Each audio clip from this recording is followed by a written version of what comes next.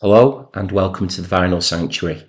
My name is Christian and I hope that you will join me in taking refuge in records. So I'm here today with another album ranking video, and it's my great pleasure to be looking at my favourite albums from the year 1989. So this video will be concluding my 1980s series, which has been thoroughly enjoyable. I've loved going through all of these wonderful albums that have been released in such a great decade of music, and taking the time to revisit them, rank them, play them, analyse them, have great memories of playing them the first time, talking about when I first discovered a lot of these albums and thinking back to where I bought them and, where in my own head my collection was at that time. It was still growing and continues to grow. So for me, the series has been a great journey, and I've loved all of the fantastic communication, correspondence that I've had during the series as well.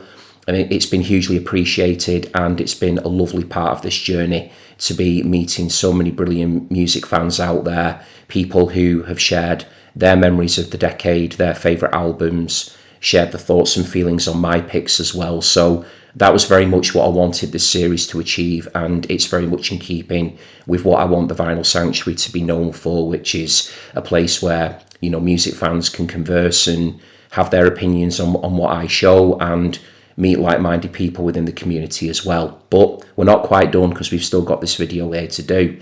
So yeah, 1989. Great year in my opinion. Again, I've got 25 albums here to show.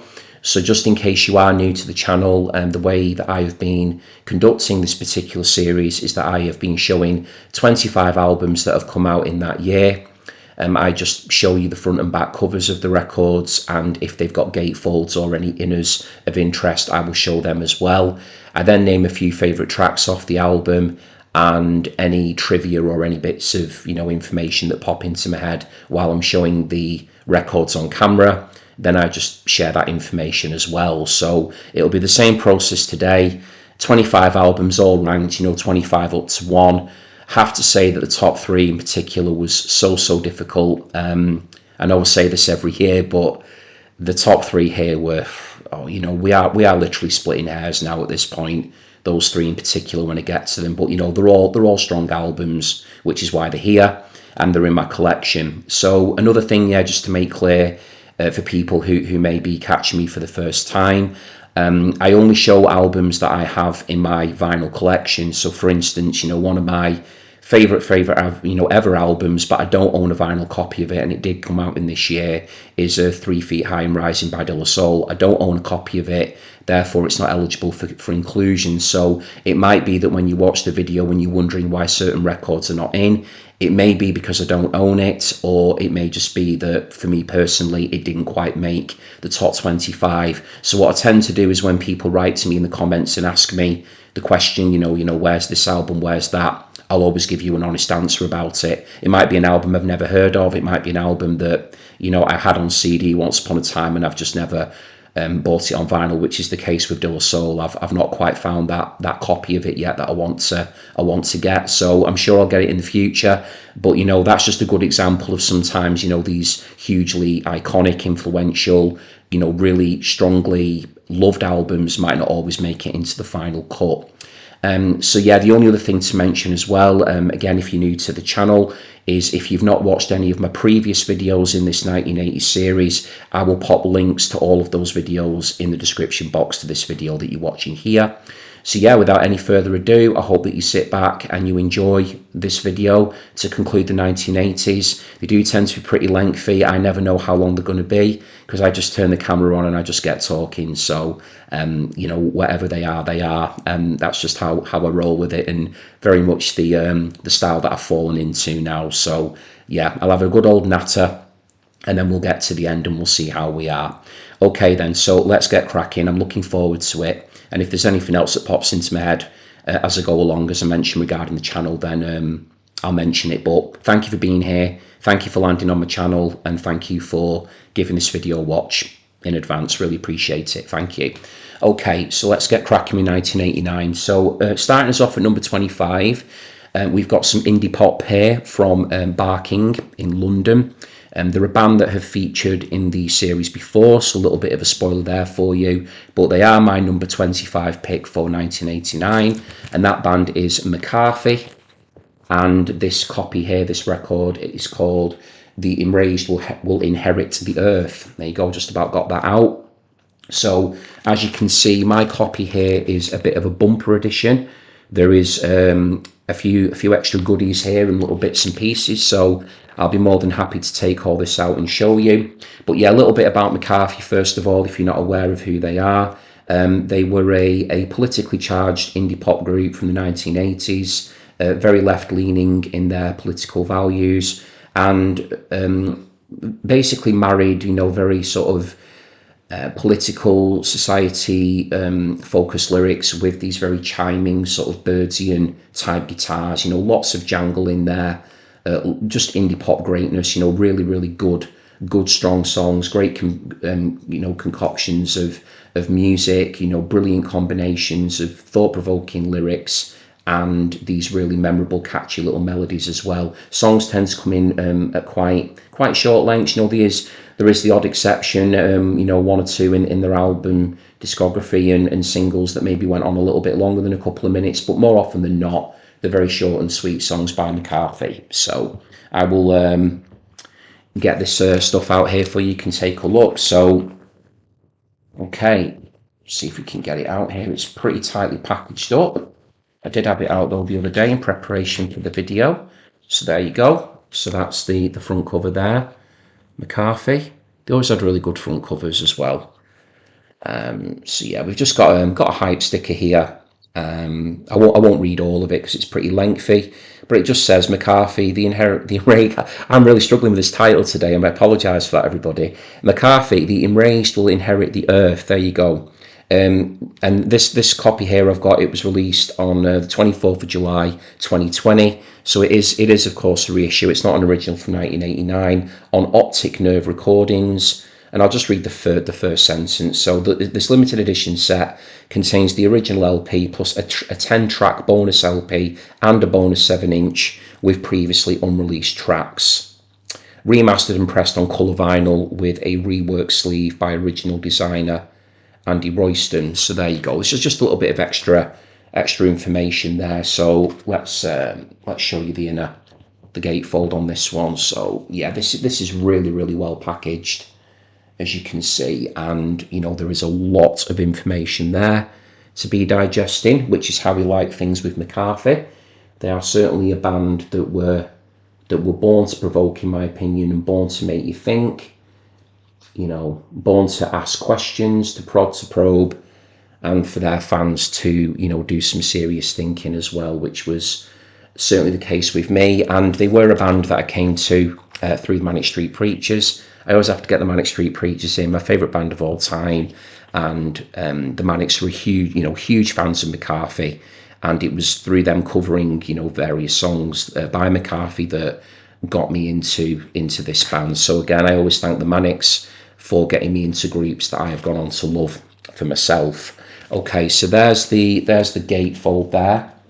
It doesn't actually quite meet in the middle, that one, which might be why at the time when I got it, I did get this for a really good price actually. So there's the double LP, because one of them is a bonus, as we know.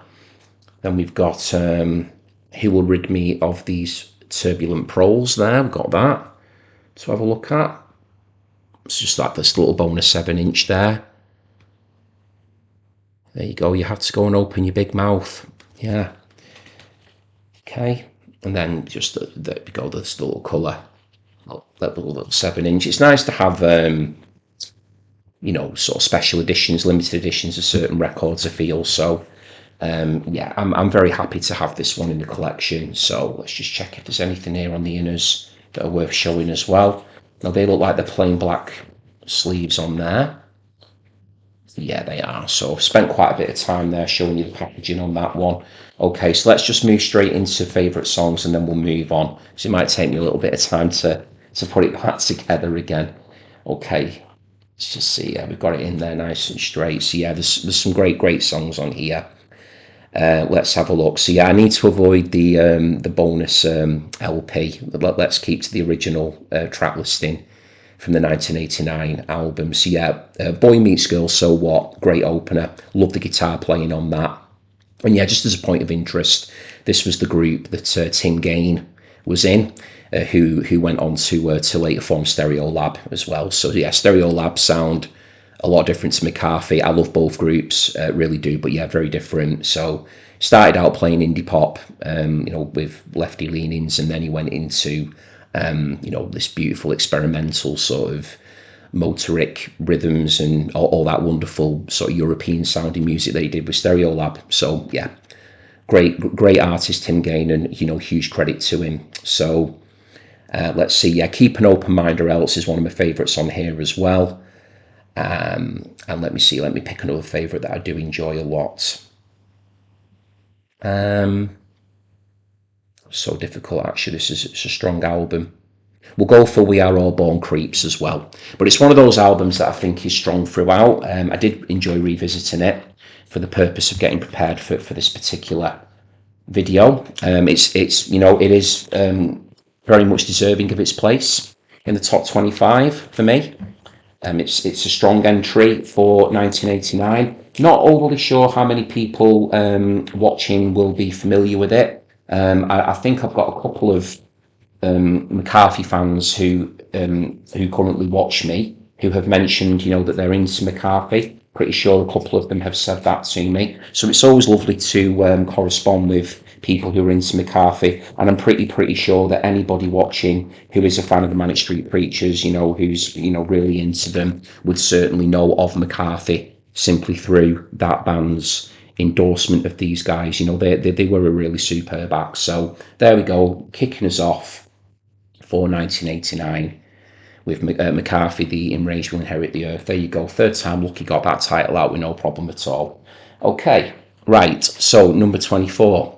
I think we've got another album here actually that's got some bonus material with it. So this video might end up being a bit longer than usual because I'll have a bit more to show, but hopefully I can move it on a bit later. I don't want to be breaking that 2-hour boundary. I've come under that I think on all of them, so I don't want to be going too far, but it's the last one, so you never know. Okay, so anyway, let's get over to number 24. So we're in Scotland now, and we've got a group here that were formed in Bathgate, near Edinburgh, and yeah, pretty sure it's near Edinburgh. And this was the group that Shirley Manson cut her teeth in before she went on to form the hugely successful, global success of Garbage. But here's a really good indie rock alternative band, and that is Goodbye Mr. McKenzie.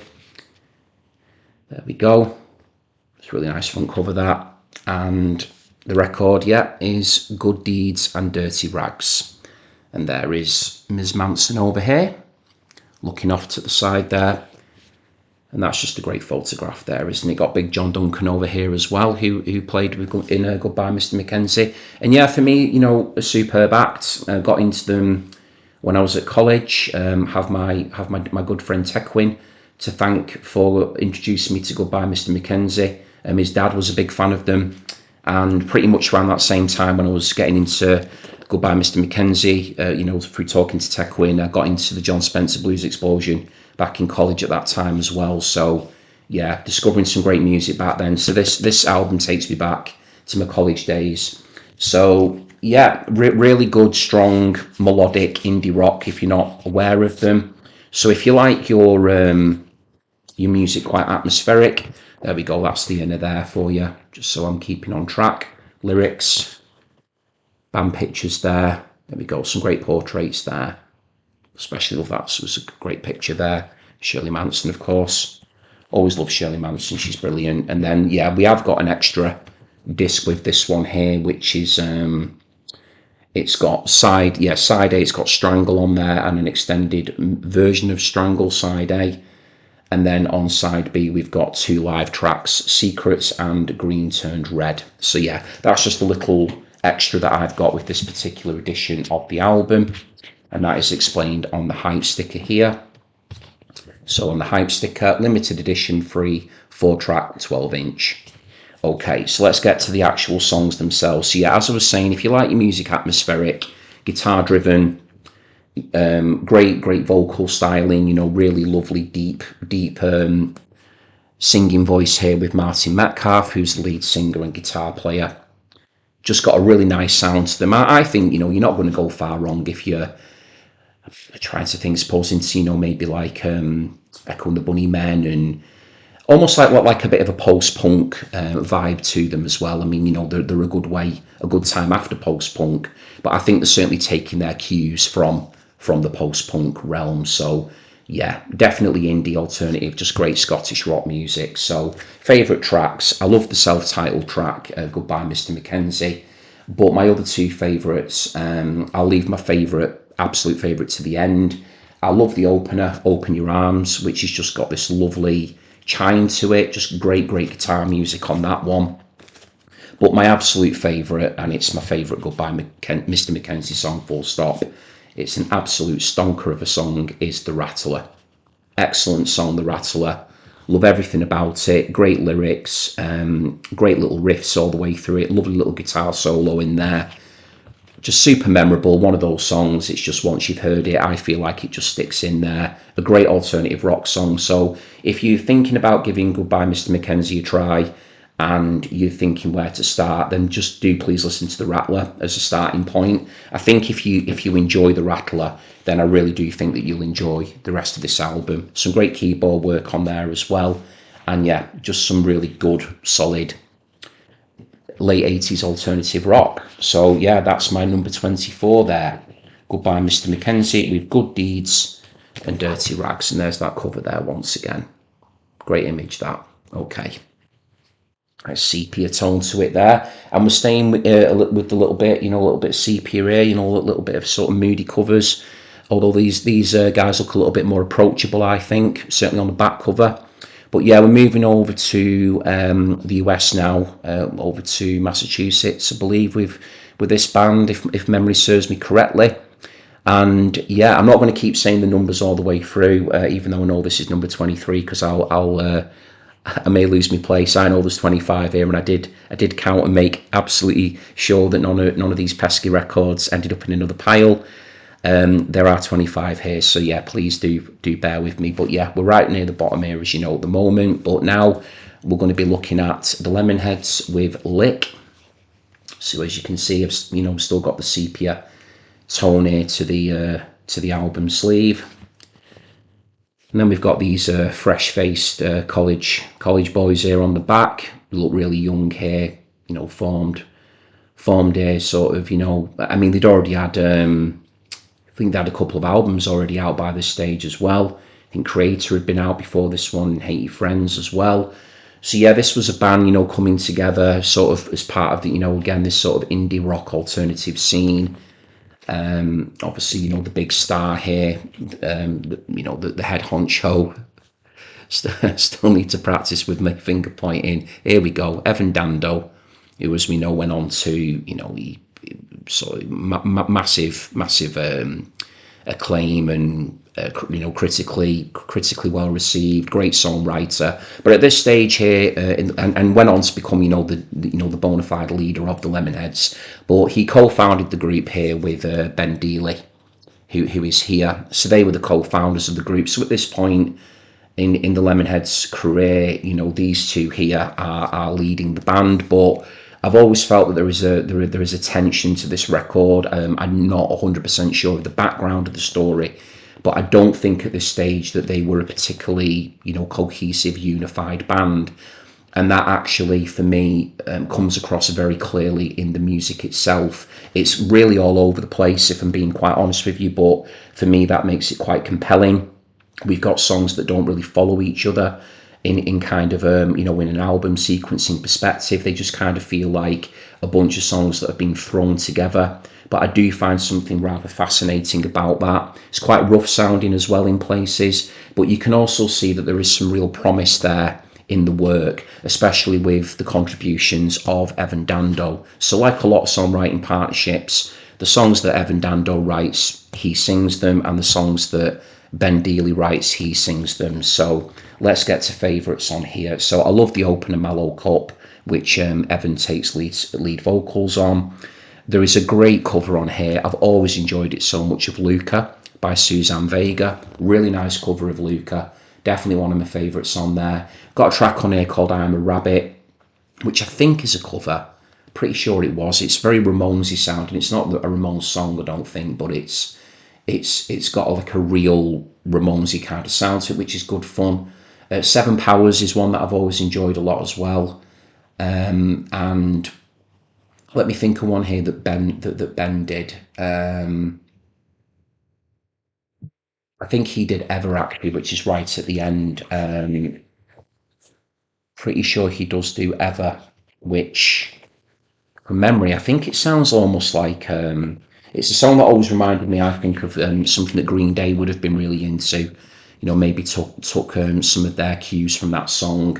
But, you know, this is the type of music that was influencing groups like Green Day, I feel. You know, the bands that started coming up sort of in the, you know, the early mid-90s, having huge success. I do think a lot of those groups owed their success and sound to the likes of bands like, you know, Dinosaur Jr., the Lemonheads, you know, those sorts of groups that maybe didn't do as well critically or commercially. Well, certainly critically, but, you know, groups like Green Day have become absolute, you know, multi-million selling acts. But yeah, this is an album for me that I do enjoy a lot, even though it's a little bit all over the shop. Get a couple of quiet ones in there, then suddenly, you know, you get a bit of shouting, a bit of screaming, sounds a bit rough. Oh yeah, I should actually mention here as well, Corey Lou Brennan here on guitar, this chap.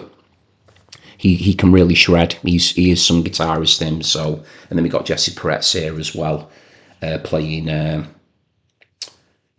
bass. And then I think Evan Dando here not only plays guitar and vocals, but he's also doing the drum. He's credited with drums on here as well, along with a chap called Doug Trapton, who plays drums on Sad Girl.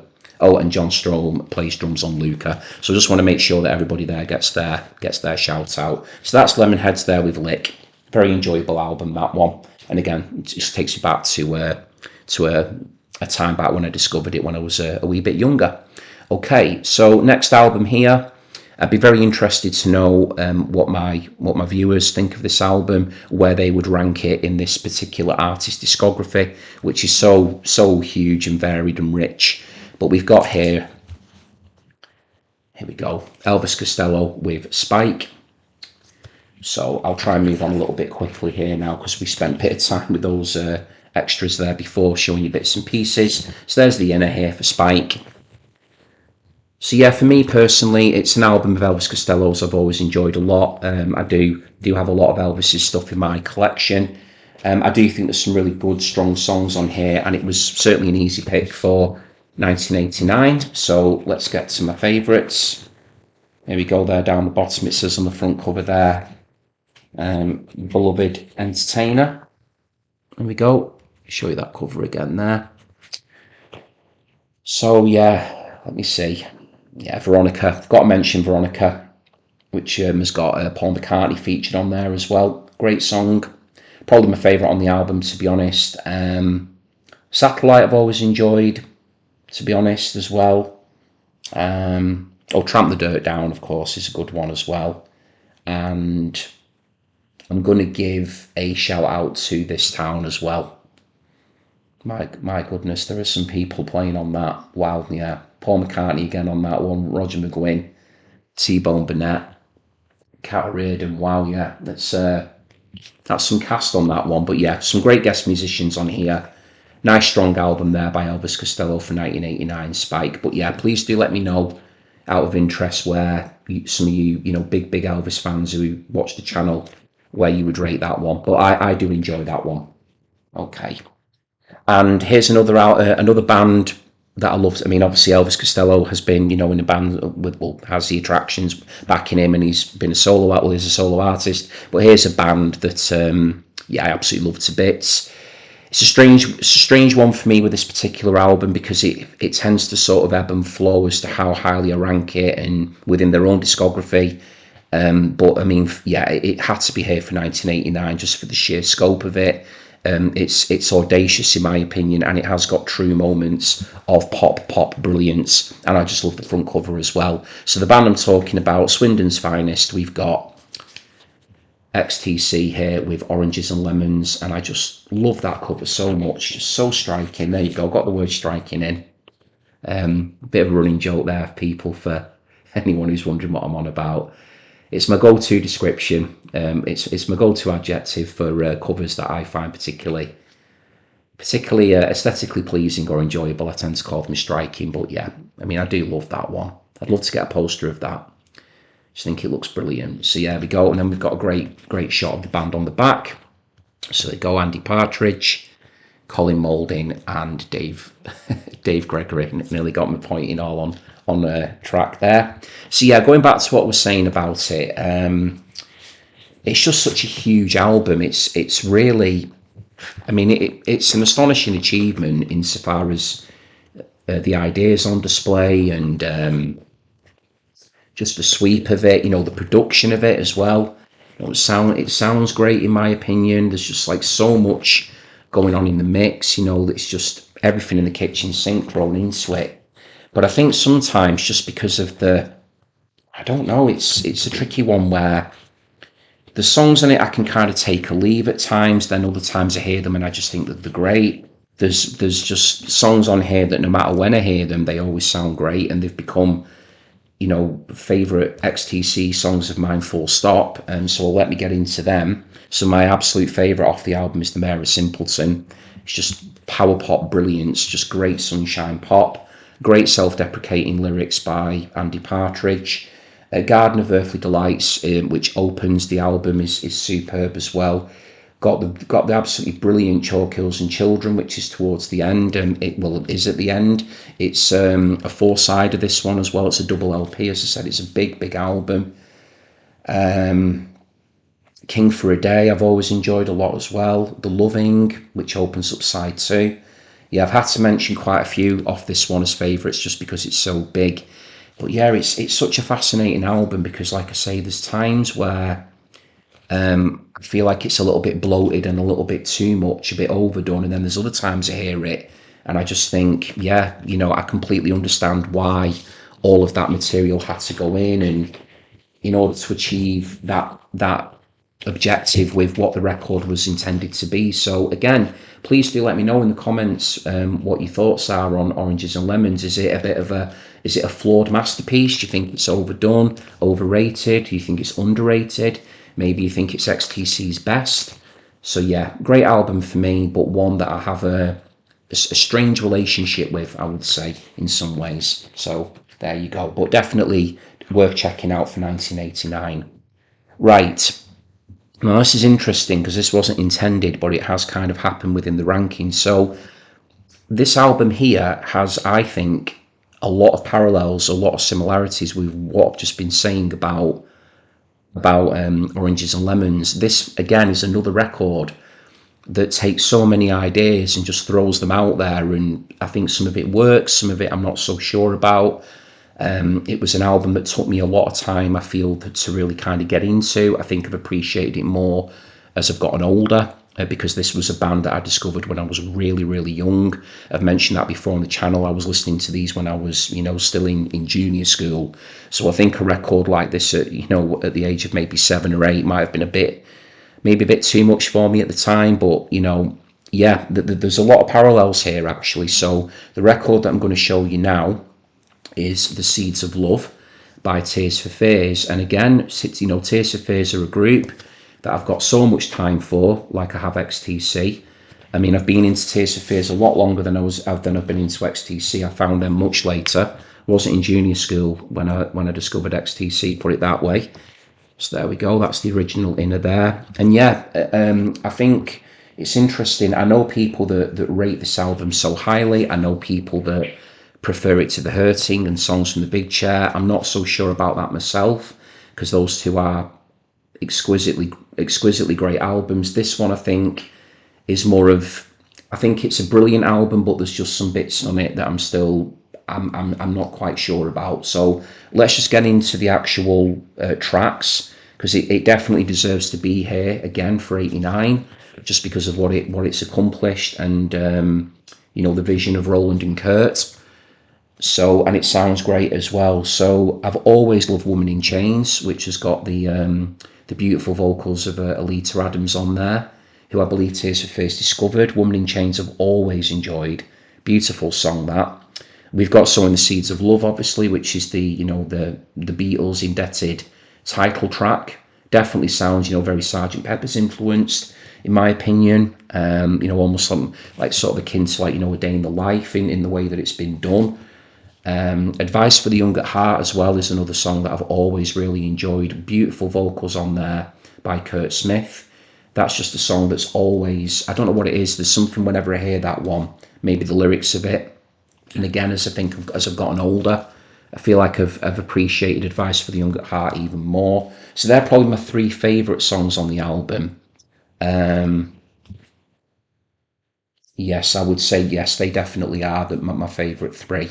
Because some of the others at times, it's still a bit, and you might be wondering, well, why have you picked it for 89? Well, just because, I do, the songs I do love on it, I really, truly love, which is the case with XTC. But I think it's one of these albums that will continue to reveal itself to me as time goes on, which, I've spent many, many years with this album, had it in my collection for a long, long time, as I have XTC, but that doesn't mean that we can't continue to go back to them at various stages in our life and maybe get different things out of them. So that for me is an album that continues to have some growth to it, and I think I will have more time with that along with XTC. So Tears for Fears with Seeds of Love. Okay, so now we're getting on to one of my favourite ever bands, but this is just the lead singer in isolation, solo record.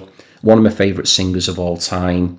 Love the band that he's in to bits, but I do truly love this solo effort as well, and it is Ian McCulloch with Candleland. So there you go. What a fab image that is there of Mr. McCulloch, and there he is on the back. So yeah, 1989.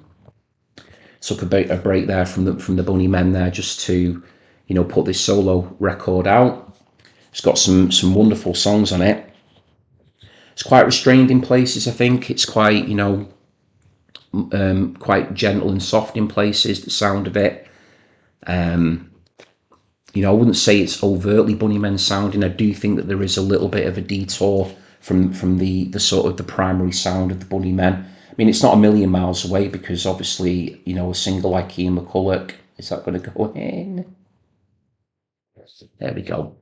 A singer like Ian McCulloch is, because he's so distinctive, there is always, you are always in your head going to make the connection back to his band. But yeah, this is a great addition to his songwriting discography. And favourites on here, The Flickering Wall, brilliant opener, always enjoyed that one. Proud to Fall is excellent as well. And then I have to mention Candleland, the album title track, which features Elizabeth Fraser from the Costello Twins on there as well. So yeah, if you like, sort of again quite, as you'd expect with McCulloch, atmospheric, quite moody and dark in places, this record. I feel like there's a bit of a Scott Walker sort of a vibe to it. I feel like McCulloch is really in a sort of a croony phase on this one. Then please do give this a try. I think it's a lovely album, I really do. Arguably very underrated. I mean, obviously, his Bunnymen work will more often than not overshadow something like Candleland, but it's definitely worth your time and attention, and I'm a strong supporter of it. So there it is in my top 25. Okay, so now we're moving on to one of my favourite ever bands. Regular viewers will not be surprised to see this group have an entry in my top 25, but I'm really pleased to be able to show this actually, because I've done an album ranking video on this group, gone through their whole discography. It's the only band to date on the channel that I've done a full album ranking of. Do plan to do some more in the future, but for now I've only done that one band. And when I recorded that video, I didn't actually have a vinyl copy of the record of the album I'm going to show you now. So the fact that I've had it and bought it since I made that video, I'm really pleased about. So the band I'm talking about is Felt, and the record is Me and a Monkey on the Moon. And that is one hell of a hype sticker there. I'm not going to read all that out, because then I think the video will be 2 hours. I mean, we may already be getting there already. So thank you for staying with me. So this is a limited edition vinyl, and it does feature the original cover artwork. This isn't one of the reissues where Lawrence has decided to, tinker with things too much. So yeah, it is presented as it was in 1989. It's just a plain plastic sleeve for the inner. There's nothing to show there. But yeah, this is a lovely album produced by Adrian Boland of The Sound. I won't say too much about it because what I would love you all to do is check out my Felt album ranking video on the channel. Please do go and have a look for it. I speak a lot more about Me and a Monkey on the Moon on the channel vid, and you'll see where I rate it within Felt's own discography. But yeah, lovely album. So I'll just name you a few favourite tracks. Actually, yeah, it's a gatefold, isn't it, this one? So I can show you. Yeah, make sure that I show you the gatefold as well. It's one of those thin ones there, but there you go. Ooh, great, look at that. Brilliant shot there of Lawrence, who's the leader of Felt. Right, so favourites, yeah. I Can't Make Love to You Anymore. Great opener. Mobile Shack is excellent, which I feel, I've said it before, real Charlatan sort of vibe to it, groovy, sort of organ driven work by Martin Duffy. I really do feel that the Charlatans were taking cues from Mobile Shack when forming their own sound. Budgie Jacket, yes, is a song there to note, simply from a lyrical perspective, but I'll leave you used to check that out if should you wish to explore the album. Yes, and She Deals in Crosses and Get Out of My Mirror on here as well. So yeah, some really truly excellent songs there on Me and the Monkey on the Moon. And it was a fine way for Felt to bow out. It was their last album, which again, I'll go into more detail on that vision and mission that Lawrence was on as part of my Felt video. So yeah, great album, that one. I'm very, very pleased to have it now on vinyl. Okay, now with this record, there was a little bit of confusion as to what year it came out. Well, for me anyway, most people will be thinking, I don't know what you're on about, there's no confusion. But there was a few places I was reading that it had actually come out in 1988, and then there was about 3 or 4 other sites and things. But as part of my research, I always double check when albums come out because I've been stung by that before. And it said it had come out in 1989. So the final deciding vote that I gave to including the album was on my own Discogs. So according to Discogs, it came out in 1989, or at least the version here I've got, the issue of it is from 89. So I thought that's good enough for me. But I'm just kind of putting this out there in case anybody looks and they're like, nope, it was 88. But look, I've got it here for 89, so we're going for it. Because and it's a great album. So Swansea, Wales, we're moving over to now. We have got the Pooh Sticks, superb indie pop, and the album is Orgasm, and that is Hugh Pooh. There you go, the lead singer of Pooh Sticks. There he is, and there's the front cover again, Pooh Sticks. So yeah, great band. Love the Pooh Sticks. I think this might be the first time that I've shown them on the channel. I think it might be. Yeah, really good stuff. Very clever, witty, great sound to them. Very fuzzy, scuzzy, sort of lovely sort of girl boy type harmonies on there as well. Call and response stuff. I'm just going to take the record out to show you on this one. I've just seen what it says on that label there. Apologies for anybody who may be offended by that. There you go. That even though I played it the other day, it caught me off guard there, that one. So no, I won't have to read that out because it's not essential to do so. It's not an album title or anything like that, or a song title. But yeah, what have we got on here that I love on tape? Such a great song on tape. I've got Falling and Laughing, the original postcard version, and it's just this list of all these sort of very hip and trendy albums that the protagonist is referring to. But then the big revelation is that he doesn't actually own them. The originals, he's got them on tape. So yeah, it's a lovely song, that one. It's got strains of I'm All Right With You in it by the Pastels. It makes musical references to the Ronettes as well. Be My Baby, little drum beat in there. So yeah, great song, that one. Mentions Suit Dragons and stuff. Yeah, it's great fun. Indie pop Ain't Noise Pollution is superb as well. And yes, I have to mention I Know Someone Who Knows Someone Who Knows Alan McGee quite well. It's definitely one of the Pooh Sticks' most famous songs, but everything on there is superb. It's really short and sweet. Like I say, if you just like, sort of blissed out, scuzzy indie pop, if you kind of think, I was going to say early My Bloody Valentine, but not really. I don't think. No, to be fair, they are slightly different to My Bloody Valentine.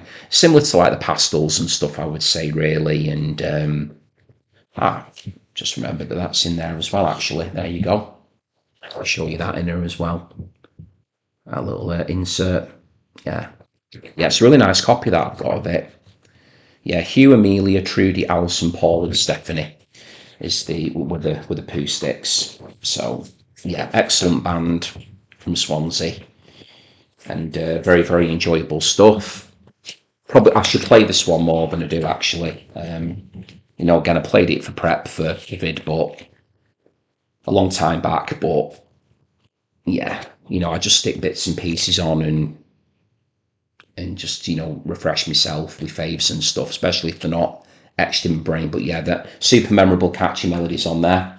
So there we go, that's that one. Right, now we're going over to Scotland and the brothers Reid, William and Jim.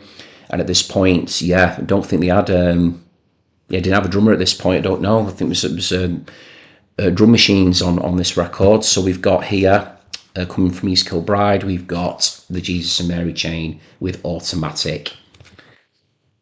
This is a gatefold limited edition sleeve, as we can see there from the little hype sticker. There's Jim, there's William.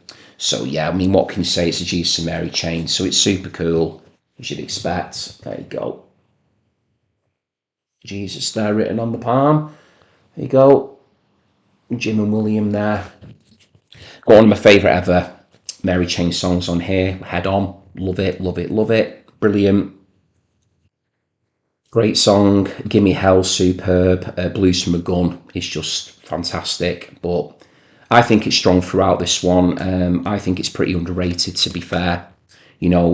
Okay, fair enough, it's not Psycho Candy, it's not Darklands, but then what is, to be honest? I mean, the fact that these guys created those albums, they're the ones who did it. So yeah, people might be, it sounds a bit dated, it's a bit over, it's a bit overproduced, all the noise, all of that feedback and score has been removed from it. Well, yeah, that is true, but this is an album for me where the songcraft shines, and the melodies and the lyrics, and there's a lot of other very enjoyable aspects to this album, and certainly I feel continue to play a very, very influential part and role in bands that came up in early 2000s. I've mentioned before the likes of the Black Rebel Motorcycle Club, for instance, I'm sure would have been rocking out to Automatic at some point or another.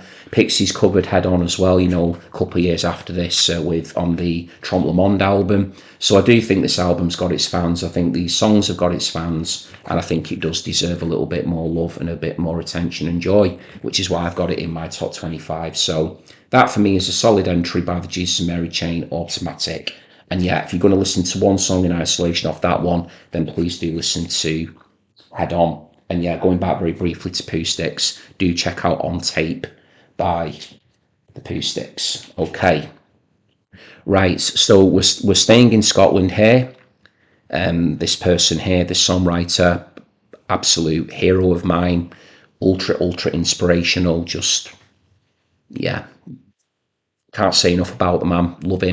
Love him to bits, always have, always will. Got Edwyn Collins with Hope and Despair. Great singer-songwriter album, this one. So this is, Edwyn moving into his, he'd had obviously his career with Orange Juice, doing this sort of Birds meets Chic, sort of funky indie, country rock stylings and all kinds going on with Orange Juice. So many different components to their sound, bits of new wave in there and all kinds, and soul and Motown, and just a great band, Orange Juice. Truly superb band. But with his solo career, I feel like he was moving more into slightly more conventional territory. You know, very, very guitar led, just great, great melodies, great songs. And this was a superb album here that he put out in 1989. So some really strong stuff on here by Edwyn. I mean, my favourite song on the album is Hope and Despair, which is just so good. Please do go and listen to that. Great lyrics in that one.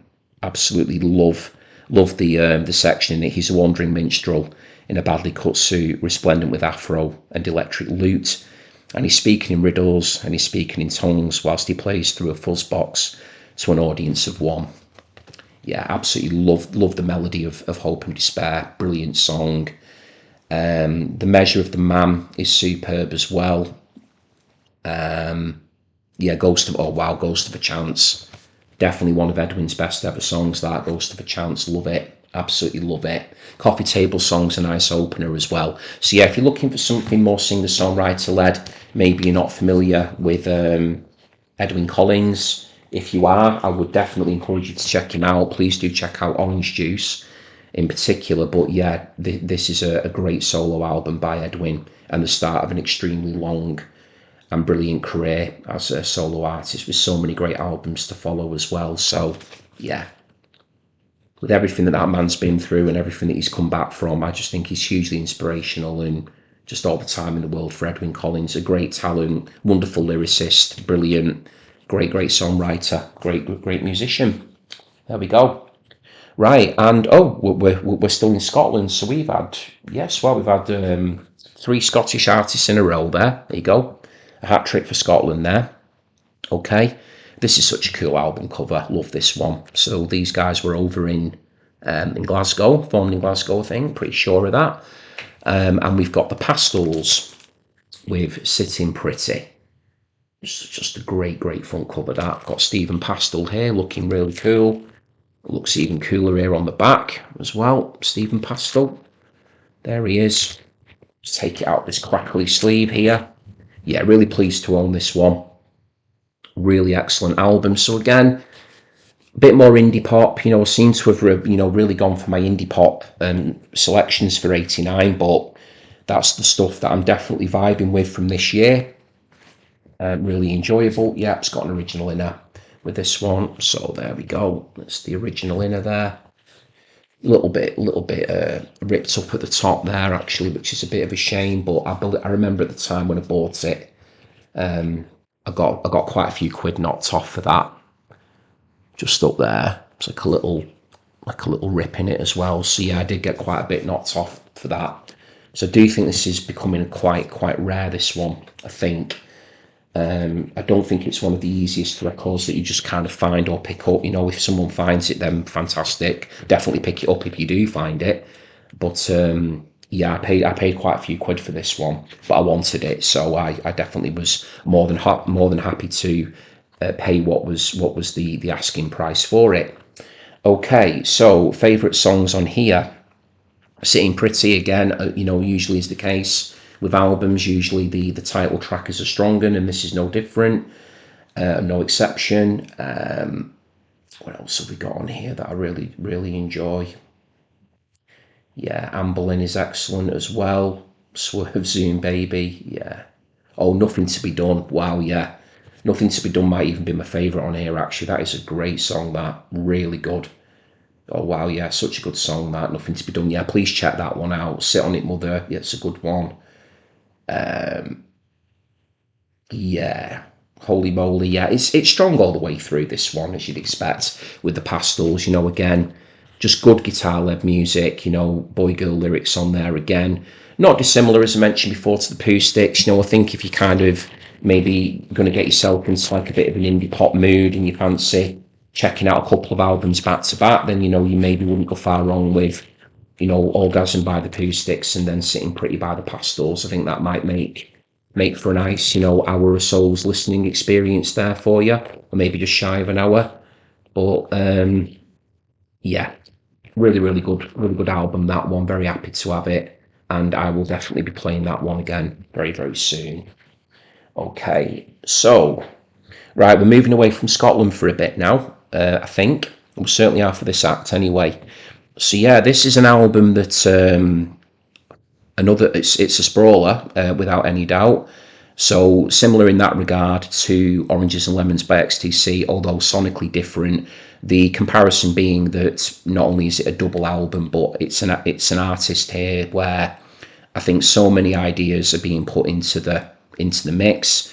This I feel is a lot more varied than XTC. XTC, is a brilliant exploration of sort of power pop, psychedelic, some acoustic ballads in there. Some experimentation, lots of different bits and pieces going on, great soundscapes. But this record here, there's like house sort of music things on here. There's dub reggae, there's pop, dance, little bit of post punk, some alternative leanings to it. I mean, it really is just it's really really hugely impressive just in its scope. So that record is by Kane, and it is called I. It came out in 1989. So Kane are a duo of Alex Ely and Rudy Tambala. And yeah, I mean, this is quite an old beaten up copy, this, so I'll be quite careful how I kind of show it to you. But I'm going to get into the front cover for you in a second. Yeah, you can see there's quite a bit of wear and stuff here on this. It's not the greatest condition. I mean, the records play totally fine. Everything's nicely in place. And yeah, these sides are in a card deck. So we've got our spade, club, heart and diamond. So they're the sides. So there we go. So rather than naming them 1 to 4, they've just got their own symbol assigned to them, their own suit. And yeah, I've just kind of described sonically, musically where this band were at. I mean, they were pretty much all over the place in that way. But what was really interesting at the time is after I bought it, it's really difficult to read that font there, that style. But what that actually says there, and it's difficult, but trust me, because I'm going to give you a bit of a story on this, that says on there, supercalifragilisticexpialidocious. It does. Really interesting that. I had to look at it for ages to work out what on earth it said, but it does say that. So me being an inquisitive chap, I contacted Rudy Tambala way back in 2016, which is when I was listening to this album a lot, and I asked him about that, and I've got the answer here to read to you back from 2016. So if I just bring it up, I've got it prepared. I've got it here. So bear with me. So I wrote to him on, the 7th of September 2016. So I just wrote to Rudy on Twitter, as it was called then, not expecting a reply or anything, so I was delighted that he did reply. And I just said, "Hi Rudy, could you please explain the significance, if any, of the Mary Poppins reference on the I album cover? Many thanks." So Rudy wrote back, "It's an innocent incantation to summon magical forces into the everyday, ... maybe," and a smiley face. So quite a cryptic answer. And I just put, "Thanks for the explanation, much appreciated. Really enjoyed giving the I album a spin earlier today, and 69 too. A blissful afternoon." And Rudy wrote back, "Thank you." And then I just said, "Thank you for the music." And then very kindly of him, "Sir, you are most welcome." So that was a really nice exchange there that I had with Rudy back on Twitter in 2016. And he just explained to some extent what the reasoning behind that was. But it's just such an astonishing album in so many ways, which is why I've got it as highly as I have. But we need to choose some favourites, don't we? So I know straight away what my favourite is. I'm just making sure I get everything in place with it. What side is it on? So look from outer space. Let's have a look and see where it is. Yeah, side D. Oh yeah, Super Vixens is excellent on side D. Yeah, Sugar Wings on side C. Yeah, so you can see there they've got the suits, the heart there, and the club. But yeah, this really just, this needs to be heard because it really does go all over. It really does. There we go. Side A's the Spade side. Yeah, I love From Outer Space is such an excellent pop, sort of dance pop song. That one, love that one. Definitely my favourite on this album. Crack Up as well. Wow, yeah, excellent. Love Crack Up. Really catchy, that one. Got like a bit of a house sort of vibe to it, a bit like very dancey, that one.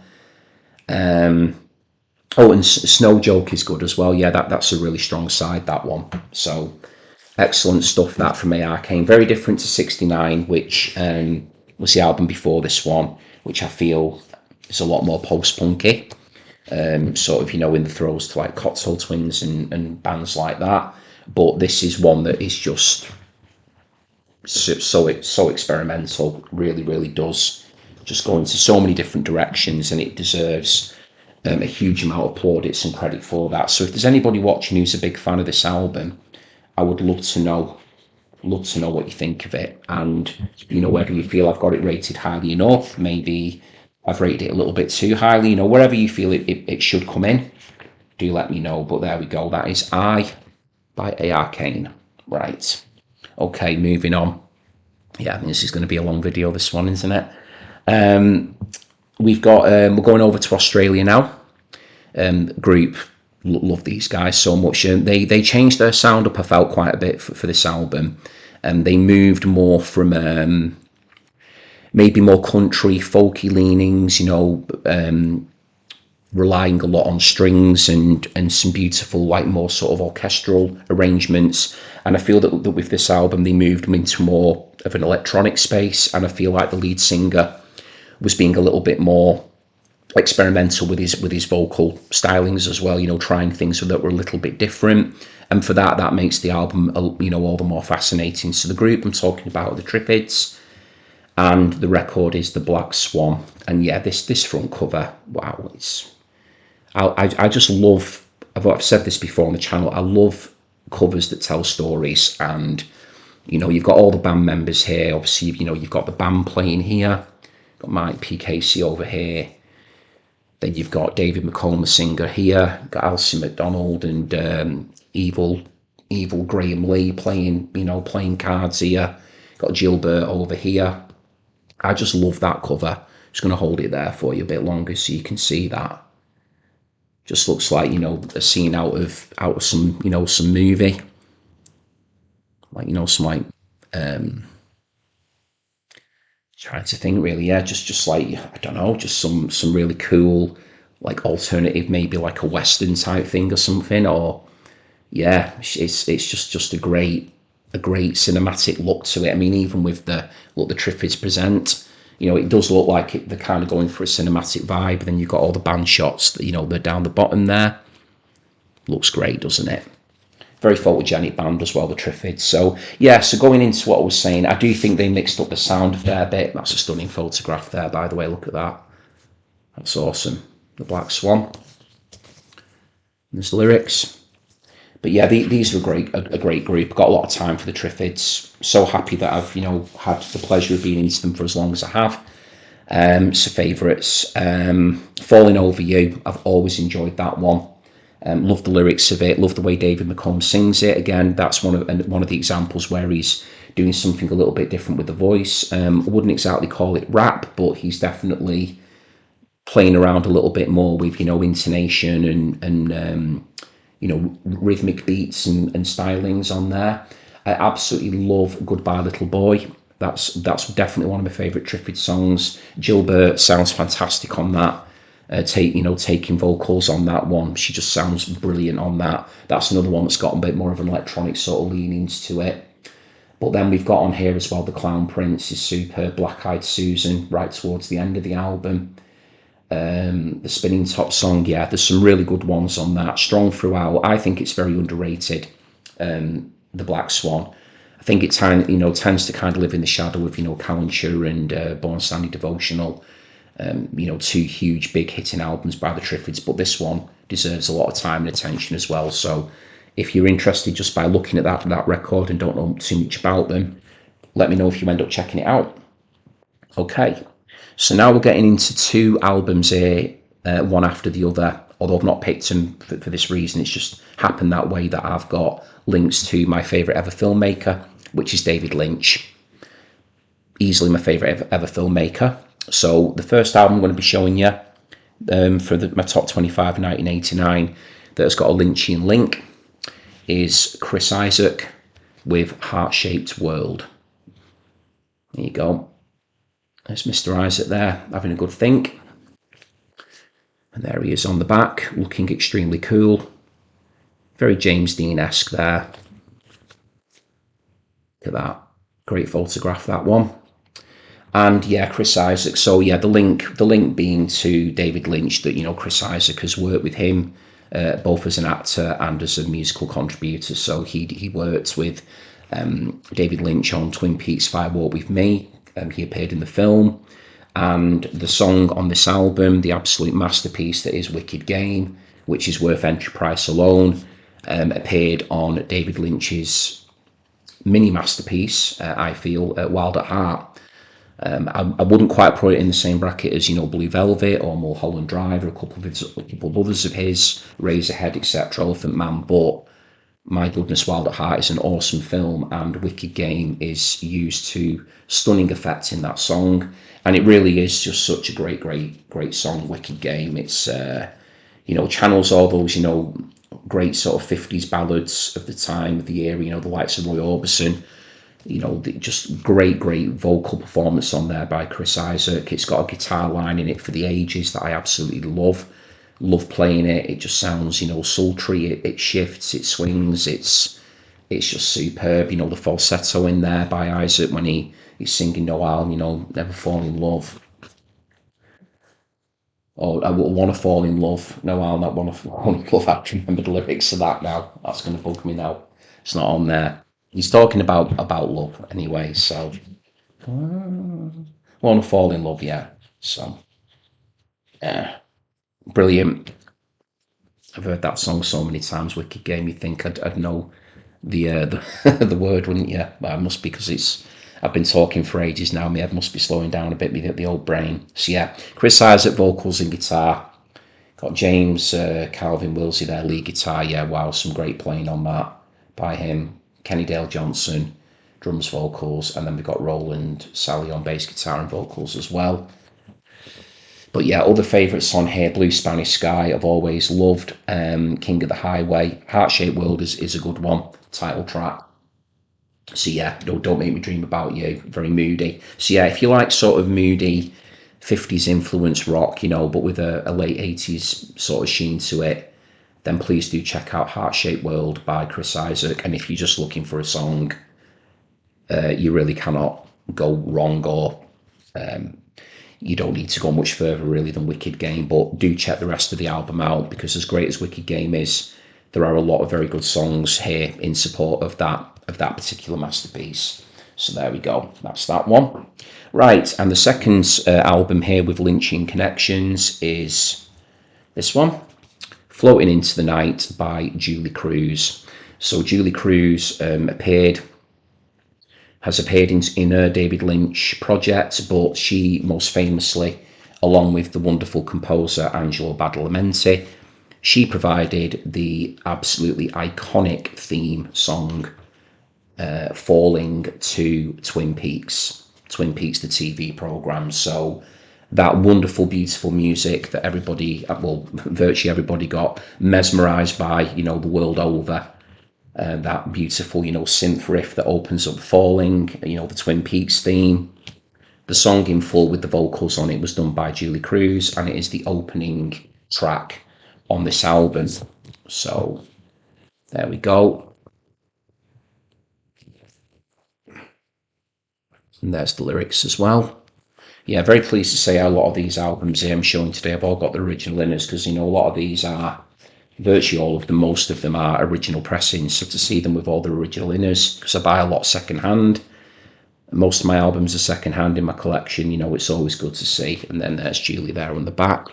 So yeah, Falling, again, similar to Wicked Game, it's worth the admission price alone for Falling. But this is an album, again, it's got a real sort of 50s sort of, you know, doo-woppy, dream pop sort of elements to it as well. So yeah, I mean, listening to something like Heart Shaped World by Chris Isaak, following it on with this one, Floating into the Night, might not be a bad double bill. Similar to what I was talking before, you know, pairing the Pastels and the Pooh Sticks together, this could work really well. Rocking Back Inside My Heart, yeah, really beautiful, that one, really lovely. Mysteries of Love is excellent as well, which appeared on Blue Velvet, which had come out in 1986, I think, from memory, yeah. So Mysteries of Love, that plays towards the end of Blue Velvet. Another David Lynch, well, that is my favourite ever film, full stop. So, you know, I have to give a call out for Mysteries of Love. Then we've got I Float Alone as well on side 2. So yeah, some beautiful songs on that one. Lulls you into you know, a bit of a dreamlike state, but then, you know, there's a couple of moments on it where you kind of you get a bit of a shudder if you drift off too much, because the sound just sort of picks up quite quickly out of nowhere, a bit similar to, like, you know, a bit similar to what Mogwai do when they're putting tunes out, although this is a few worlds away from what Mogwai do. I adore Mogwai, but this is different stuff. So there you go. Julee Cruise, Floating into the Night. Right, so now moving back to the UK, different world entirely now. You know, we've been Lynchy in there for a bit. Now we're getting into some really classic late 80s smooth R&B, soul, you know, sound system type stuff here that we've got. Just great album, sounds amazing, probably one of the best sounding albums I've got in my collection. We've got Soul to Soul here with Club Classics Volume 1. This is some album. We're getting to the higher echelons now of the list here. Now, what an album this is. Produced by Jazzy B and Nelly Hooper. This is just, yeah, this is so good. Got Karen Wheeler obviously on here, who'd she'd formerly been in the singing group Aphrodisiac, who had appeared on Elvis Costello's album from 1983, Punch the Clock. So yeah, this is 6 years on. Karen Wheeler lending her considerable vocal talents to Soul to Soul. There we go. That's the inner there for that. So yeah, we've got some truly brilliant songs on this. I think it's just a great album back to front. It's so strong. I love listening to it when I want to chill out. Opens up with Keep On Moving, which is just like, I mean, it's just so slinky, soulful, gorgeous, beautiful melodies to that one. That one features Karen Wheeler. Well, this is so difficult to pick favourites on here. I really do love, of course, well, it has got Back to Life on it, but it's got this like gorgeous a cappella version of Back to Life on it. I mean, that was a massive hit for the band, Back to Life. Again, you know, featuring Karen Wheeler on it, but there's a lovely a cappella version of it on side 2. Feeling Free, I've always enjoyed a lot as well. Then we've got African Dances on here. Happiness, yeah. Jazzy's Groove closes the album as well.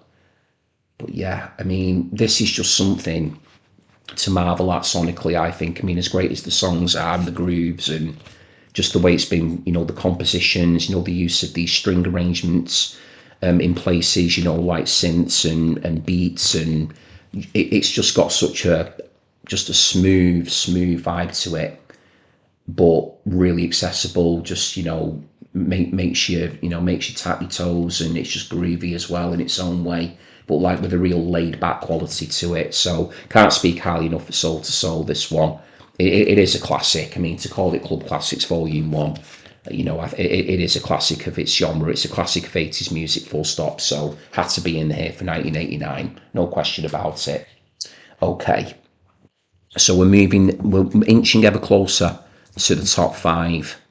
Yes, we are. We've got 3 records here, and then we're up to top 5. Okay, so artist here that needs no introduction. I've spoken about her a few times now. I adore this album. I think it's absolutely wonderful. We've got Kate Bush with The Sensual World. What an album. Great album, Kate Bush. Just phenomenally gifted musician. There we go. Just make sure we get the ring light lyrics and everything there for that one. This, without question. I just said without question, then I did a question-inducing pause there, didn't I? Which sort of defeated what I was going to say. Without question, and then a big pause. No, what I was going to say is that I do feel that this record is, I'm going to say, it's my second favourite Kate Bush album.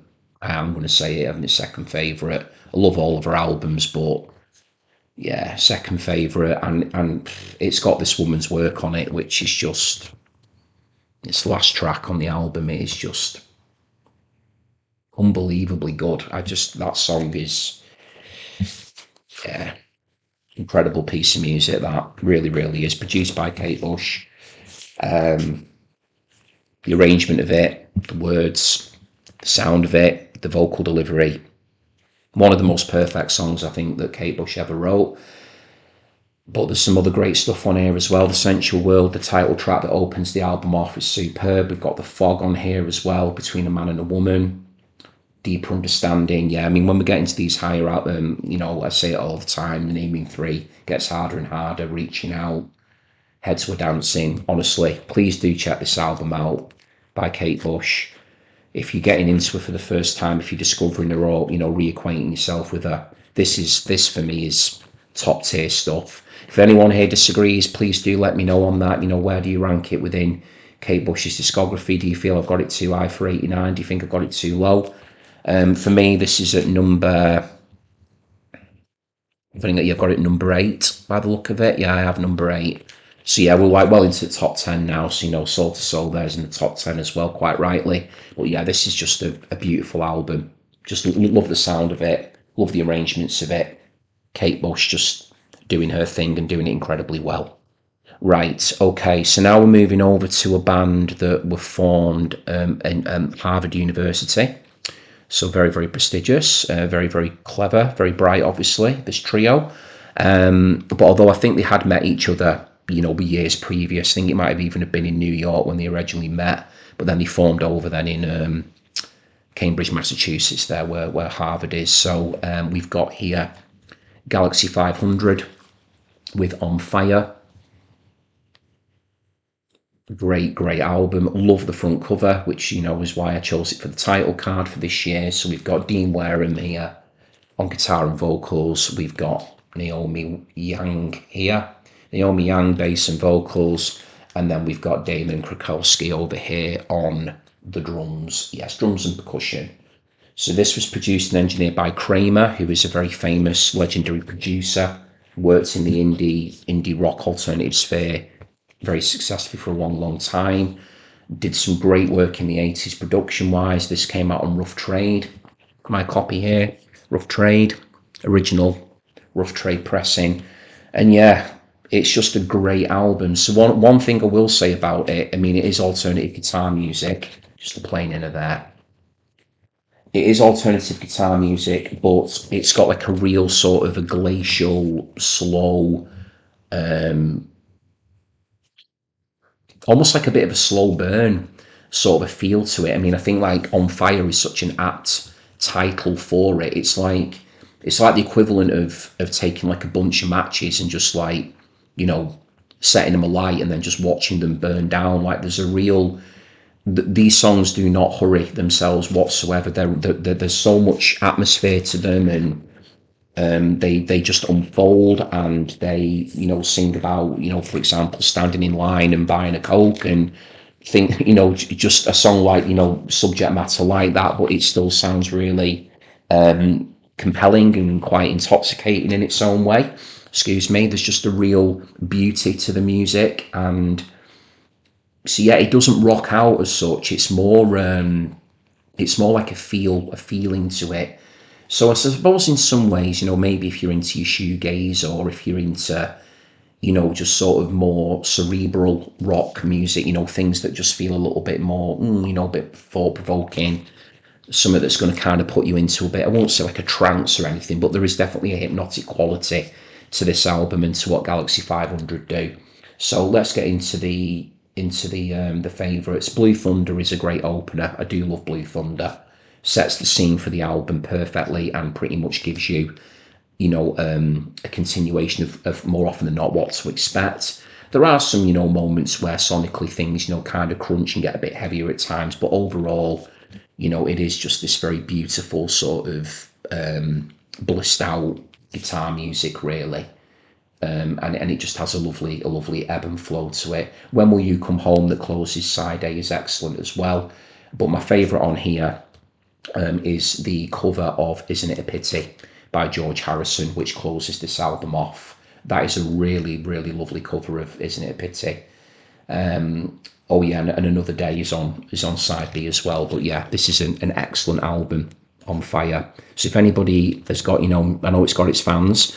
If anybody out there is watching who's maybe a Galaxy 500 fan that got brought into my channel by the cover, for the title card, let me know what you think of it. Let me know what I have to say about it, whether you agree. And hopefully we can have a really lovely conversation about that in the comments. Some nice notes there from Kramer as well. Okay, so that's that one. Right. So this is number 6, and then we'll be into the top 5. So number 6, we're getting back over to the UK with some brilliant indie alternative guitar music. Again, for 89, I've really been digging that stuff for this year. And this one here is Bizarro by The Wedding Present. So we've got super quick strummed guitars galore. Excuse me, very fast, great breakneck speed songs to them. The song on here called Brass Neck, which doesn't sound too far away from breakneck, but yeah, brilliant, just great arrangements. Got Dave Gedge vocally doing his thing, his growly, iconic, distinctive vocal style. I will not do an impression of Mr. Gedge on this particular video. I've done one before that I gave myself a rating of 1.9 out of 5 for, and a very dear subscriber, someone who I've grown to admire a great deal, and someone I thoroughly enjoy corresponding with, thought that it sounded very much like a northern pub singer, which I really couldn't disagree with that, in terms of how my impression sounded of Dave Gedge. But yeah, a lot of good fun with listening to his voice and me trying to do a rather terrible impression of it. But yeah, let's get back to the music. So yeah, this is just great guitar music. So if you're into, bittersweet lyrics, words that are going to make you think, words that are going to make you smile, words that are going to make you, just gasp at how well Dave Gedge can write, the things that he writes about, the way that he uses words, the form, the structure, marrying them to these just brilliant, rocky arrangements, because they do rock The Wedding Present, they really do. Then please check out Bizarro. So favourites, Brass Neck, great opener. Have to mention Brass Neck, one of The Wedding Present's most enduring songs, and they've got many. I've also got to mention Kennedy, another absolutely epic song by The Wedding Present. Definitely one of the best songs they've ever done, in my opinion. What Have I Said Now is superb as well, that finishes side 1. This is strong all the way through, though, by the way. We've got Bewitched on side 2. We've also got Crushed on side 1 as well, that follows on from Brass Neck. So yeah, I would really encourage you to give Bizarro a try if you're new to The Wedding Present.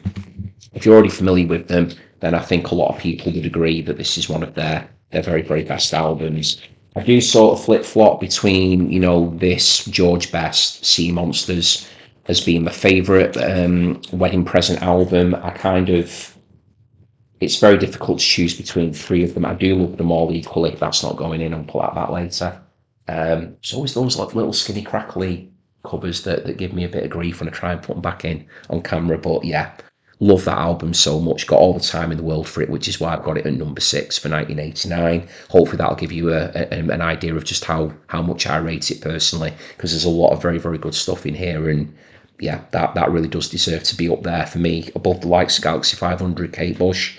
Yeah, so it's a top album, that. Okay, so we're in the top 5. Wow, so we're nearing the end of the 1980s here now. Can't believe it, after all these weeks, all these videos that I've done, all these hours. We're getting to the end now. Right, so number 5, space rock, psychedelic rock. There is a song on here in particular that's very much indebted to the MC5. Definitely a group that had a big influence on this band, along with the likes of the Stooges as well. But yeah, this is just again an album for me that when I'm in the mood for it, I just want to completely chill out to it and just zone out from whatever, and just listen to some truly great compelling rock music, hence it being number 5. We've got Spacemen 3 here with Playing with Fire. I really do love this album a lot. I've listened to it many times over the years. Delighted to say this is an original pressing on Fire Records. There we go, great front cover, back cover that there with the band there. So we've got Sonic over here, Peter Camber there, and we've got Jason here, Jay Spaceman, Jason Pierce over here, and then we've got Willie there in the middle, Will Carruthers, and that wasn't it? Yeah, I haven't got the surnames on here. Just brilliant. So like I say, the song in question that I was referring to, that's got that MC5 influence running through it, is Revolution, which is definitely my favourite song on the album. Revolution, purity, love, anarchy there. Let's show you that word there. You can see, yeah, Playing with Fire, Spacemen 3. And it should, yeah, it's just got the playing inner there. So I can't remember, I don't know if that came with an inner to it, with lyrics and stuff. But like I say, the actual, the record itself, this here is it is an original. Okay, so it's produced by Sonic Boom and Jason Pierce. And yeah, if you're into some, top, if you want top level psychedelic rock, a great companion, to The Perfect Prescription, which had come out previous to this one. So yeah, other than Revolution, how does it feel? Wow, what a song that is. So this is, yeah, obviously Jason Pierce in his pre-spiritualized days. Lord Can You Hear Me, which closes the album off, is brilliant as well. Come Down Softly to My Soul is superb. Let Me Down Gently as well, that opens up side 2. So one of those albums where kind of from the album titles you get a bit of a feel, a bit of an expectation of what they're going to sound like, in my opinion anyway. So that is just something that if you're looking for some sort of shoegaze influence to it, but it's more space rock to me, psychedelic, with a nice smattering of some good old Stooges MC5 style proto-punk in there as well. They're taking from that area as well. Great stuff. Number 5 for 1989, Spacemen 3, Playing with Fire. Okay, so number 4, a legend, absolute legend, one of my favourite ever songwriters, singers. Yeah, no introduction needed really. To be honest, it's Lou Reed with New York, number 4. Now we're getting into the top 4 now, and these records here, well, the top 3 certainly were splitting hairs, but I mean, this could easily be number 1 for 1989 as well. It might be a lot of people's 1989 favourites. It is just an absolutely stunning record. Truly is. It's a troll through the cities of, through the streets of New York City for me. Lou Reed, the way that it's been produced, the way that it sounds, it's got this sort of like vibe to it where he's pretty much just taking you through his New York, through the streets. You can imagine. It's just that's all in Italian, that. Italian press, so yeah, it is. Interesting. Yeah. So that's in Italian, that bit. Got the lyrics all on here. They're all in English. There we go. So yeah, this is for me, I think it's arguably Lou Reed's greatest solo album. I do love the Blue Mask as well from 1982. Absolutely love the Blue Mask. But I'd say that if I'm going to, for some Lou Reed solo stuff, I do tend to come back to this one a lot, and I tend to come back to Blue Mask as well. There's others I listen to too, but it's a bit of a shame there with that. That was a bit loose then when I took it out, so a little bit of a mark there on it. Never mind. That must have just been on its way out there. So let's just pop it back in here before anything else drops off. So there he is, Lou Reed. Rocking, yeah, that's his mullet phase there. He's got his mullet there. Okay, so, which have made a huge comeback, haven't they? Mullets seem to be have done. See quite a lot of them at the moment. So, yeah, favourite songs. Well, Dirty Boulevard is my favourite on it. That's one of those examples of him taking you to the seedy, you know, the underbelly of New York, and it's just the lyrics on this one are so strong. Like, you know, I mean, it is Lou Reed. His lyrics have always been strong, but on this in particular, just the way the songs unfold, you know, from almost like a storyline perspective. They're almost like chapters out of a book. Is kind of how I would liken it to. Romeo Had Juliet as well is a superb opener. Halloween Parade is brilliant. Christmas in February, yeah, that's Dime Store Mystery. Wow, that's brilliant as well. Busload of Faith is excellent. So what I would say about Lou, about this album, is maybe if you're a fan of Tom Waits, but you may be trying to discover Lou Reed a bit more, kind of feel for some reason, although this is not anywhere near as musically out there as the stuff that Tom Waits was doing, you know, kind of the round of, like, you know, the time of like Frank's Wild Years and Rain Dogs and stuff, which, you know, Rain Dogs was four years before this one. I just feel more like in the vibe and the feel of it. I think that this could pick up some fans if you're not already familiar with Lou Reed. Or this album. I mean, most people are familiar with Lou Reed in some way or another, but yeah, this is just such a great album. So I'm definitely going to be playing this again soon as well, because whenever I put it on, I just enjoy it so much. The lyrics really shine, as I've said, as they always do with Lou, but I just think on this one in particular, they do need to be given a special mention. Then you've got the musical arrangements on here are superb as well, produced by Lou Reed and Fred Marr being doing the drumming, who'd also played in Scritti Politti out of interest as well. So there we go, that's that one. Right, top three. to take a minute here now. I've been going for quite a bit, so yeah, these are just so close to each other, it's untrue. This could even be the strongest top three, arguably, of any year of the 1980s. So yeah, why not save the best and the hardest to last, eh? Okay, so number three, we've got a debut album here from the UK. We've got The Stone Roses by The Stone Roses. So just absolutely iconic album for so many people, especially living here in the UK. You know, the time that it came out, the culture that it represented musically, the whole Manchester vibe.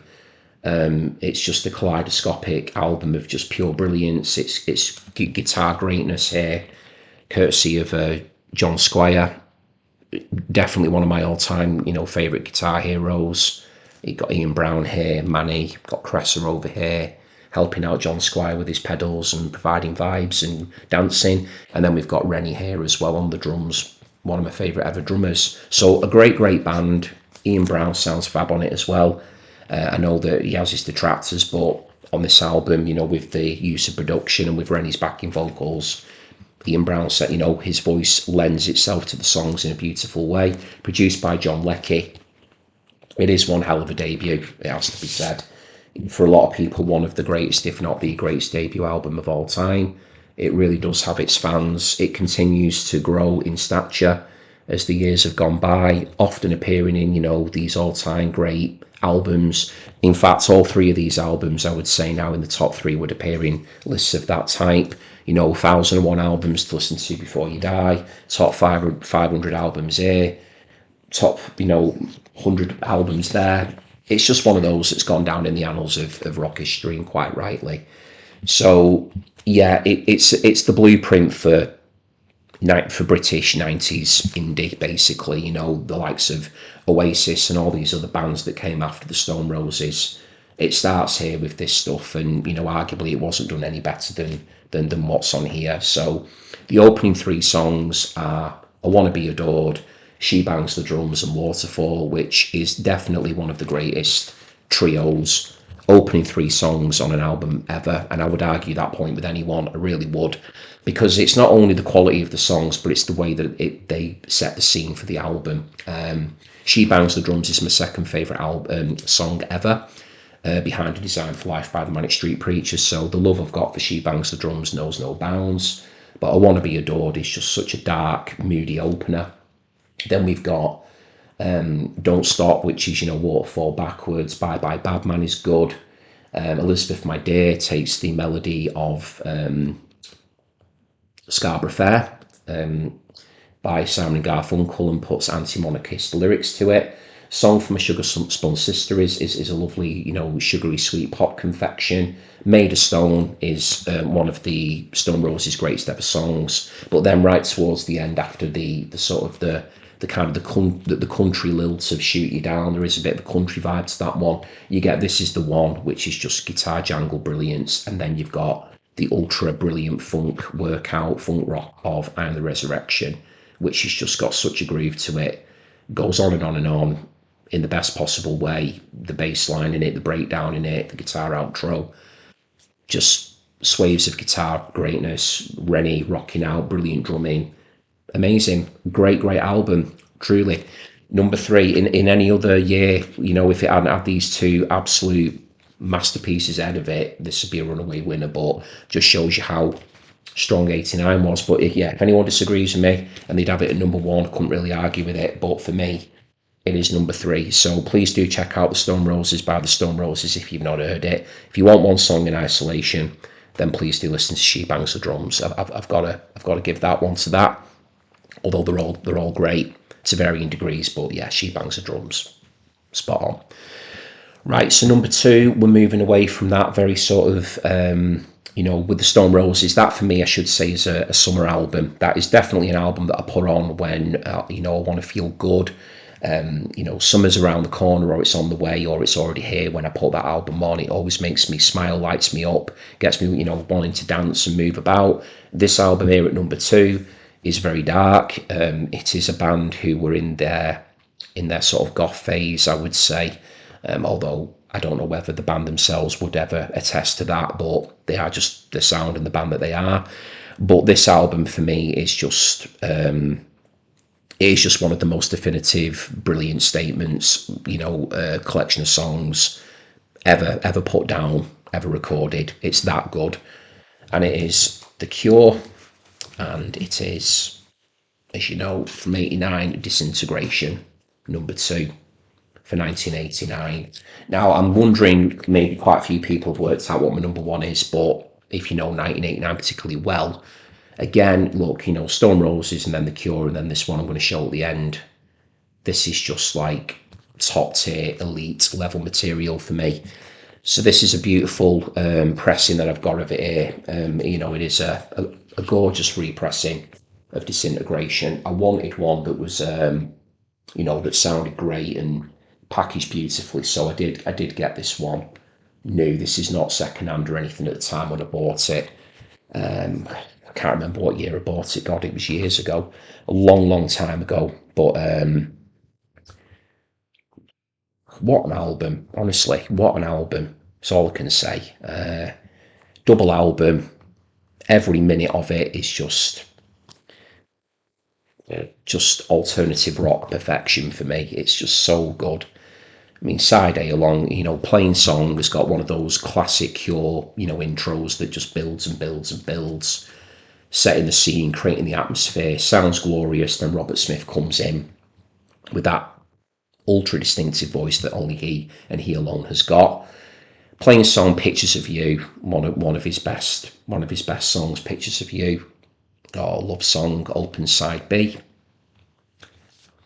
What a song that is, love song, beautiful. And then it's got my favourite ever Cure song on it, and it is my favourite ever Cure song on side B, which is Lullaby.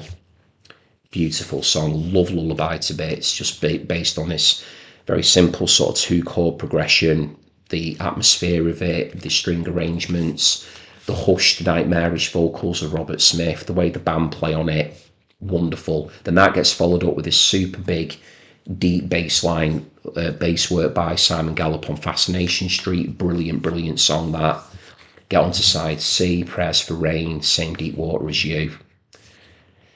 Side D, Disintegration, Homesick and Untitled. Honestly, every song on there is not a bad song on it. And that's why it did go into number 2 rather than the Stone Roses, because with the Stone Roses, there are a couple of songs on there that I think as I've gotten a bit older, I do see them being a little bit more filler to a degree. They work within the confines of the album, but when you're trying to rate and rank stuff, you've got to start taking into consideration, the overall quality of the songs and the body of work and the ebb and the flow and things like that. And with the Stone Roses, there's just a couple in there that are, as enjoyable as they are, they feel a little bit more throwaway, a little bit more filler. Whereas with The Cure, with Disintegration and this one at number 1, every song is just so good, so spot on, works perfectly within the confines of the record, what it's trying to achieve. Only my opinion, of course, but that's just what I think and feel about these songs and about these albums. So please do listen to Disintegration if you've never heard it. Please do. I'll put that in that way there. So we've got, bear me 1 second. Just make sure I've got everything in here properly. Yeah, that's it. So put that in. There we go. Just making sure I put all this in properly here. Yeah, that's it. That went straight in. Yeah, please do listen to Disintegration. I'm sure there's going to be people watching who know the album inside out and back to front the way that I do, but there may be people watching who've never heard it or are thinking about hearing it. So if you do choose to listen to it, just dive on in and let me know what you think of it.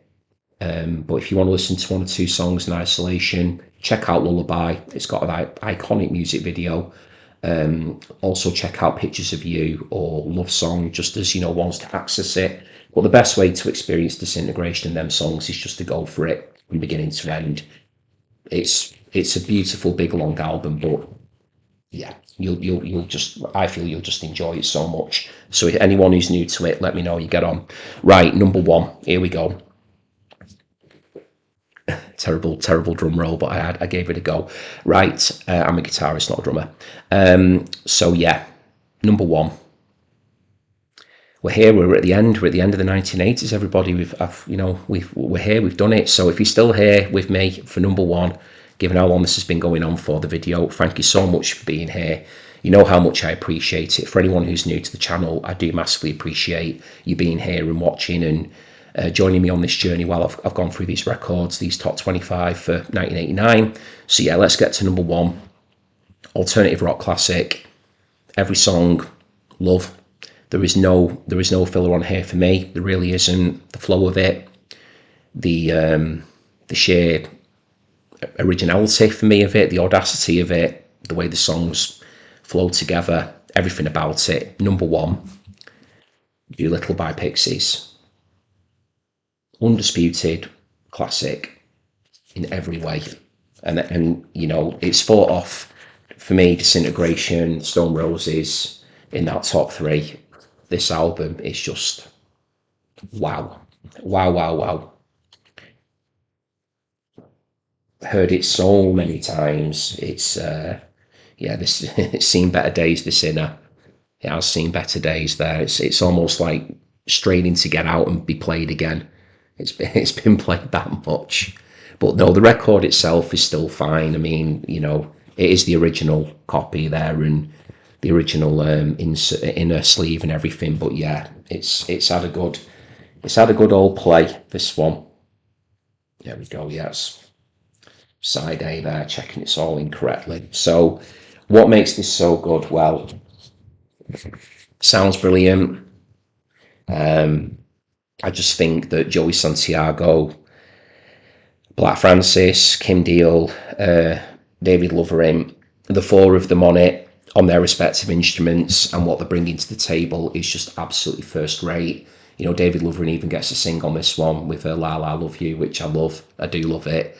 With his croony baritone voice. Just remember the first time I ever heard it made me smile with all its, women whistling on it, and yeah, it's just it's just so goofy, but it's just brilliant as well. It always makes me smile. I love you, and that's kind of the thing about this album, that there's songs like that on it that make you feel one way, and then the next minute, you're getting Black Francis like just literally screaming, like feral primal screaming. Songs like Tame and Crackety Jones, get my words out, Crackety Jones, which are just unhinged. I mean, Tame is just like, wow, it's just like full on Pixies greatness, just screaming. You've got the indie, club dance floor filler classic of Debaser to open the album up.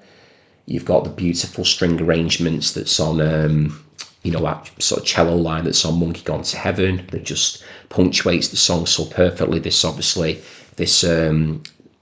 cover art here, done by 23 Envelope, 4AD label, is referenced to Monkey Gone to Heaven. As you can see, the halo and Man is 5, Devil is 6, God is 7. So this is all referenced there to that song.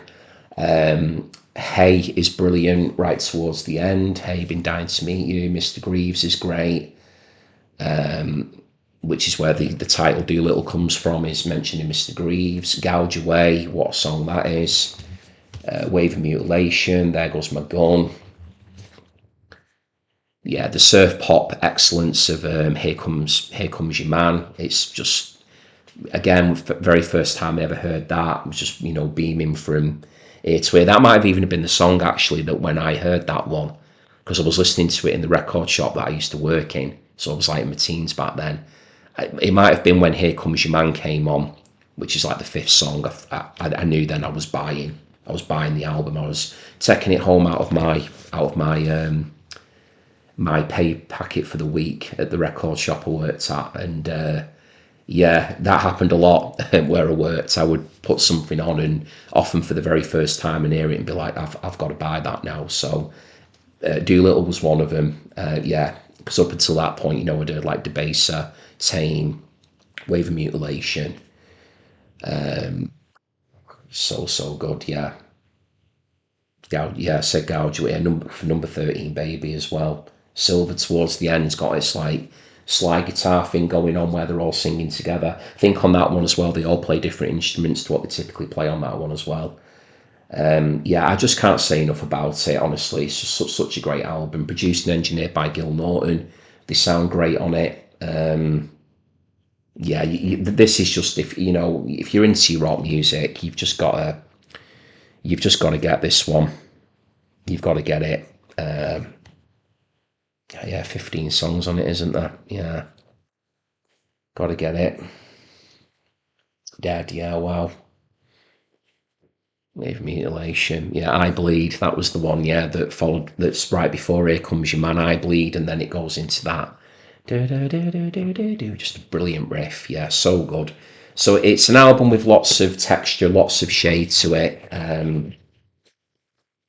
There's just nothing else like it for me. It's, it's the perfect length. The songs, the flow of it, some songs kind of blend into the other, then there's others that have got a little bit of a gap between them. But it's just such a well-realised album. It just gets better and better with age for me, Doolittle. It's essential. It really is. It's one of those albums that everybody talks about it. Again, it appears in all these polls and greatest albums of all time. That's because it is. I mean, it really is. If you're into your guitar music, you've got to check it out. So I'm going to stop myself there, because I'll be on for another hour just going on about Doolittle and Disintegration and Stone Roses. So I'm going to rein myself in and stop. There we go. I'm going to stop, and hopefully I've ended on a high note. So there we go, everybody. That is my top 25 albums for 1989. So thank you very, very much indeed for being here. For everybody that's followed me to date, who have watched these videos from 1980 through to 1989, I just want to say a huge thank you to each and every one of you. Your time, your support, your comments, your words of encouragement have been hugely, hugely appreciated by myself. The channel is still only, coming on for like 6 months old. It's still a relatively new channel. It's continuing to grow, and I've thoroughly enjoyed doing the 1980s. I have got other ideas now that I've got in my head lining up, So please do wait and see, watch this space as to what's going to be coming up next. But I've enjoyed this series so much, and it's been a great way to bring people into the vinyl sanctuary and to meet some, brilliant, like-minded people who clearly share, a passion for music. So what I would say to you is that if you have enjoyed what I've done today, and you would please consider giving the video a thumbs up, I'd really appreciate it if you did, because it does help the channel to grow. And also, if you're new around here and you like what I've done today, then maybe you would consider subscribing to the channel and taking a look at other videos that I have created to date. If you do choose to subscribe, thank you very much for doing that, and please do click the notification bell so that you will get all of your indicators notifications to let you know that when I've got a video landing, you don't miss anything. It will be there ready for you to go. So please do consider doing that. And as I mentioned at the very, very beginning of the video, if you're coming to, the 80s late on and this is your first foray into what I do, then I will put all those links to the 1980s, 80 through to 88 in the description box, I should say, for this video. So there you are, we're all done and dusted. So it's been an absolute pleasure to do it. I've loved it, enjoyed doing the 80s. As you can see, I've got a lot of albums in my collection from the decade. It's a decade I rate incredibly highly. Please do comment and let me know how you found my video today. And until next time, hopefully it won't be too long until I'm back. We'll see what we've got coming up, and I'll have a good think about what's to come next. I've definitely got some ideas, so do bear with me. But until then, bye for now.